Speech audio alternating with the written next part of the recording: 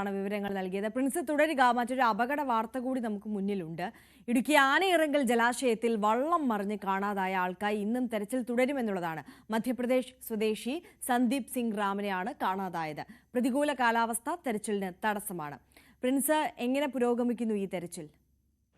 ആര്യ, ഇന്നലെ വൈകുന്നേരം 4 മണിയോടെയായിരുന്നു ഈ അപകടം നടന്നത്. ആനയിറങ്കൽ ചേർന്ന് കിടന്ന പച്ചമല എന്ന പ്രദേശത്തെ ഏലത്തോട്ടത്തിൽ ജോലി ചെയ്ത ശേഷം മടങ്ങുകയായിരുന്നു സന്ദീപ് സിംഗ് റാമും മറ്റ് 4 തൊഴിലാളികളും, ഒപ്പം തുഴച്ചിൽക്കാരനും.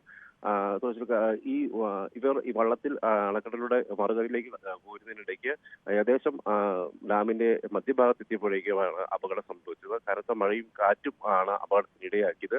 വള്ളം മറിഞ്ഞ് ഉടൻ തന്നെ ഇവരെല്ലാവരും ഈ മറിഞ്ഞ വള്ളത്തിൽ പിടിച്ചു നിൽക്കുകയും തുടർന്ന് മറുകരയിലേക്ക് നീന്തി രക്ഷപ്പെടാൻ ശ്രമിക്കുകയും ചെയ്തു. മറ്റ് 5 പേരും, അതായത് ഒപ്പമുണ്ടായിരുന്ന 4 അതിഥിത്തൊഴിലാളികൾക്കും തുഴച്ചിൽക്കാരനും നീന്തി രക്ഷപ്പെടാൻ സാധിച്ചെങ്കിലും സന്ദീപ് സിംഗ് വെള്ളത്തിൽ മുങ്ങി താഴുകയായിരുന്നു.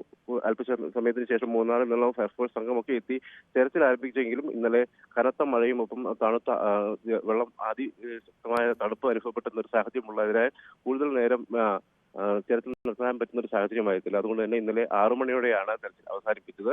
ഇന്ന് സ്കൂബ ഡൈവിംഗ് ടീം അടക്കമുള്ള സംഘങ്ങൾ എത്തി ഉടൻ തന്നെ തെരച്ചിൽ ആരംഭിക്കും.